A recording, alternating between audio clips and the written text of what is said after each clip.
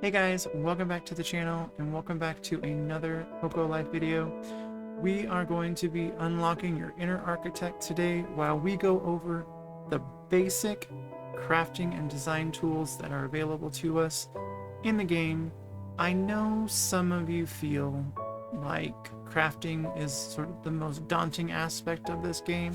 I'm here to show you that it's not so bad, and hopefully after this tutorial you give it another shot. Stick around, we're gonna have some fun. We gotta talk to our girl Sally first though. She plays an important role in this part. So we need to buy our piece packs from her, which are gonna be the elements that we use to make all of our designs pretty and functional. And I've seen some pretty amazing designs and some great things that are being built. So trust me when I say, once you kind of get over the fear of the crafting aspect, I promise you, you will get that crafting bug in no time. With that being said, let's head on over to the design table.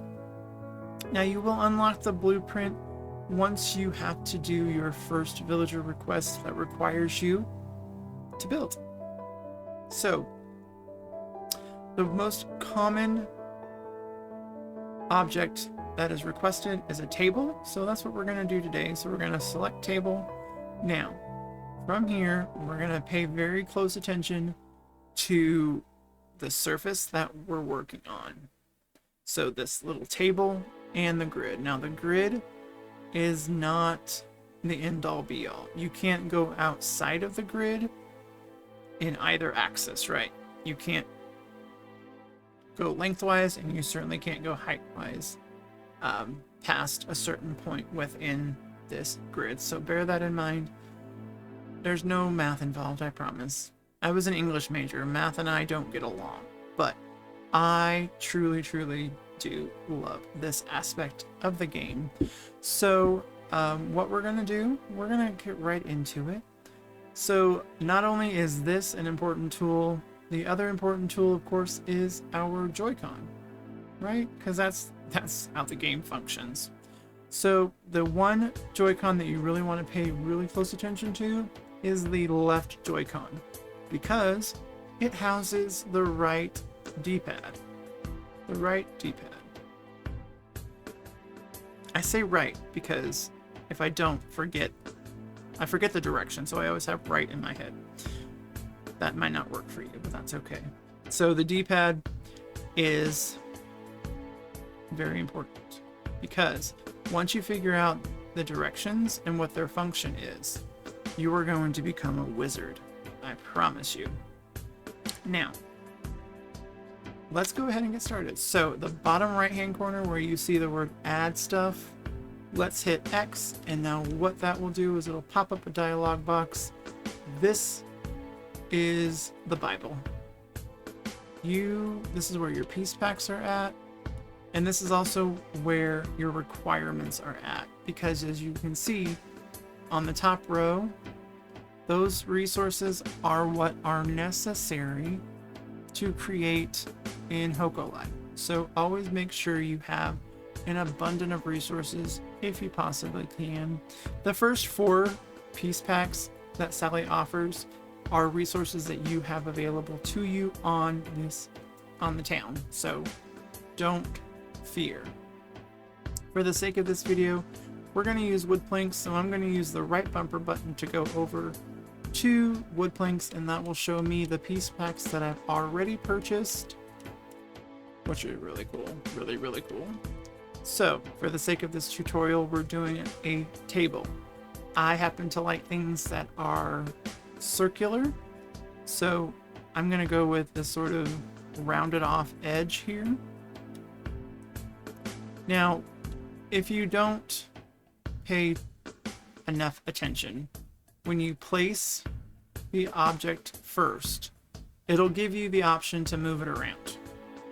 What I want you to do is I want you to tilt your camera down and look at that. See, it's not completely level with the table. Think of the table as the flat surface that you're working from, right? So you want everything to be as flat as it possibly can. So this green up arrow, it will move the object up and down on this axis, right? You have to think of it as an axial grid from geometry. I know. I'm not a pro when it comes to I did really good at geometry in school, and I did really good in trig. Algebra was another story. So I know X, Y, and Z axes. I know those. So you just have to, you can bring it along that vertical axis right there. So you're going to bring it all the way down to the table so that it's flat. Now, these other two, they will move them directionally left and right and side to side. Those don't really matter too much when you're doing a basic table. When we get into something a little more complex and a little more sophisticated, those might come in handy just a little bit more. But for the sake of this video, we're good where we are. And again, remember, we don't have to fill up this grid, right? We just can't go outside of the grid. Okay, so we're gonna hit X again, and we're gonna choose our table legs. Now me, again, I like things circular. You can definitely go with the squared off ones. Now, look, when we place this, look at how far down it is. It goes through the table. How wackadoodle is that? So we're gonna use our up arrow to bring it up. I kind of like that little, I like it into the wood a little bit just because I think it gives it a cleaner finish. That is my personal preference. You can totally bring it up to the top. No worries at all. Now, we need to make sure that the perfectionist in me is satisfied. So we're gonna bring it over just a little bit that way and a little bit that way.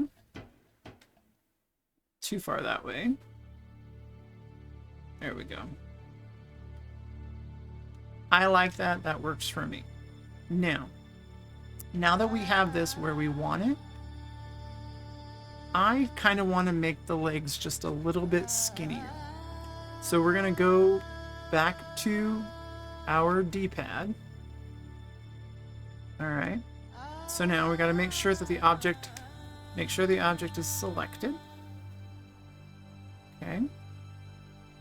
And then what we're going to want to do is we are going to want to hit the arrow to the left, and that is the resize function. That is the resize tool. Now, what this will do, and what it allows us to do, so the green one, if you're making, let's say you're making a path, right? And you want to make it to where it's walkable. Well, what you're going to need to do is you're going to need to shrink it all the way down so that it's a surface that you can walk on. But we don't need that for this. We are going to, so we're going to put this back the way we had it. What we're going to want to do is we're going to want to squish it, condense it. Now, you can use the yellow one to condense it, to squish it and make it more oval shape on the legs. Or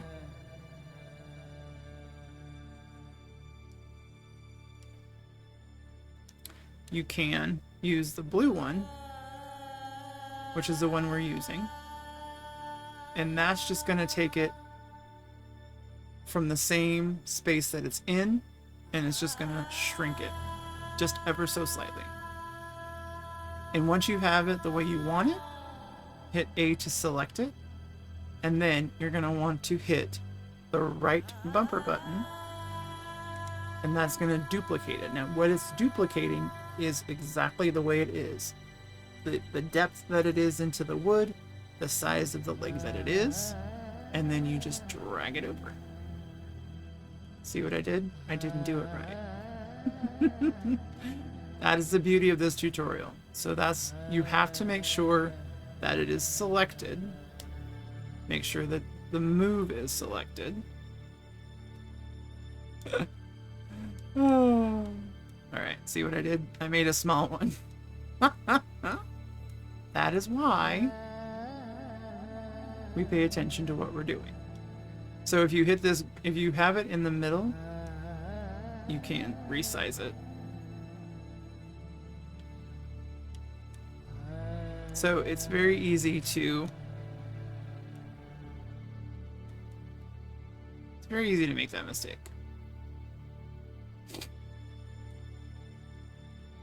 Okay, so you just hit the down arrow to undo everything that you did. So that was a good mistake, right? That we made.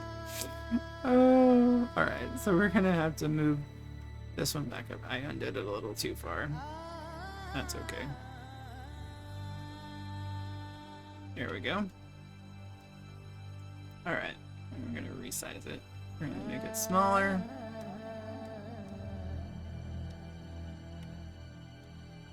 There we go. All right. So now we clicked off of it. Whoops. We don't want to quit. That's another button. All right. So now we want to hit the right arrow to make sure we have it set to move. We want to highlight it, and now we want to duplicate it, and then it will duplicate it. Okay, and we got to do that 2 more times. This is where having enough resources comes in handy, because what you're essentially doing is you are utilizing that single resource this many times. So you want to make sure that you have all of the adequate resources. Otherwise, you're going to get halfway through and you're going to be like, I can't finish my design because I don't have enough materials. Okay, now, from here, now that we're done with it, a very important tool. What you want to do is, now that it's not selected, you hit B so it's back to where it was. You are going to want to select it, and you're going to want to hit the up arrow to rotate it, but don't rotate it yet. Hit the Y button, hit select all, and now the entire thing is selected. What we need to do is we need to rotate this to make it look like a table. So we're going to rotate it with the yellow, flip it around, so that it's level, and then we're going to hit the right D-pad button, and we're going to move it up to the surface so that it looks like it's level, right? That's an important thing.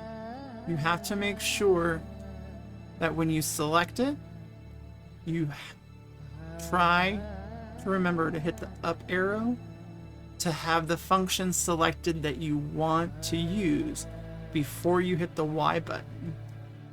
Because if you hit the Y button first and then you hit select all, whatever function you had defaulted is what it's going to do. So let's say you only had the base selected and you hit select all, then it's only going to move the base. It's not going to move the legs.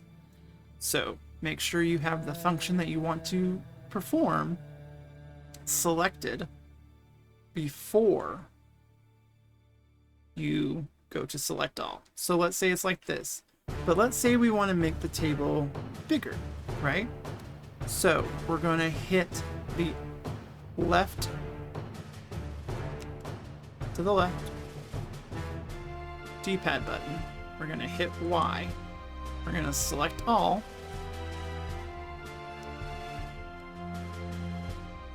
And then it's gonna make it bigger or smaller,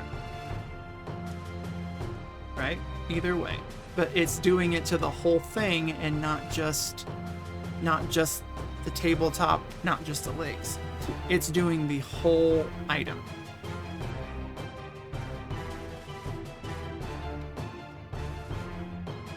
Isn't that cool? I think that's cool. Now here's another function that might be beneficial to everybody. This is the guide button. Now the guide button will show you what your object looks like in relationship to your character. So whatever character you're working with, it will show you what that table would look like in relationship to you. So as your character's standing, this is what the table will look like next to you. Now if you want to zoom in to the camera, you use the ZR button, hold it down, and move your Joy-Con in and out. If you want to move around the grid, hit the ZL button and your joystick. And then that will reposition that camera so that you can kind of see spatially what you're dealing with, what you're working with. And then if you want to take the grid off, just go back, hit Y, and unselect it. Now, you see what happened? It's floating. So what do we need to do? We need to select it, hit our right to move it. We need to select all, and we need to bring it down to where it's on a flat surface. Just like that.